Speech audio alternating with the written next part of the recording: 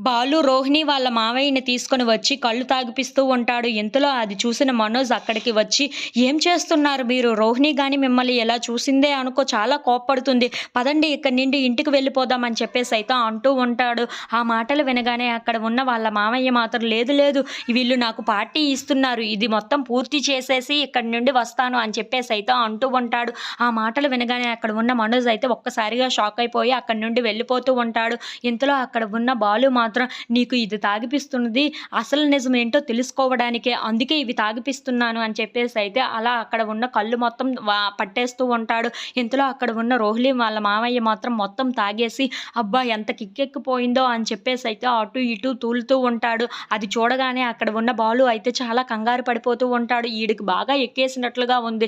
ఏంటి ఇలా డాన్సులు వేస్తున్నాడు అని చెప్పేసైతే అనుకుంటూ ఉంటాడు. ఇంతలో అక్కడ ఉన్న బాలు, "మీరు ఎక్కడి నుండి వచ్చారు? మలేషియాలో మీరు ఎలాంటి జాబ్ చేస్తున్నారు?" అని చెప్పేసైతే అడుగుతూ ఉంటాడు. ఆ మాటలు వినగానే అక్కడ ఉన్న వాళ్ళ రోహిణి వాళ్ళ మామయ్య మాత్రం, "నేను చాలా ఫేమస్ మా దగ్గర. నేను చేస్తున్న జాబ్ ఏంటో తెలుసా?" అని చెప్పేసైతే అక్కడ ఉన్న వాళ్ళందరికీ చెప్తూ ఉంటాడు. ఇంతలో అక్కడ ఉన్న బాలు, "ఏంటో అసలు విషయం ఏంటో మీరు బయట పెట్టడం లేదు. ఏంటి ఎక్కడ ఉంటారు మీరు?" అని చెప్పేసైతే అడుగుతూ ఉంటాడు. ఇంతలో అతను బాగా తాగేయడంతో కళ్ళు తిరిగి స్పృహ కోల్పోయి కింద పడిపోతూ ఉంటాడు. ఇంతలో అక్కడ ఉన్న బాలు మాత్రం, "అచ్చా! తెలియలేదే సరిగ్గా, ఆవిడ ఏమి నోరు విప్పలేదే.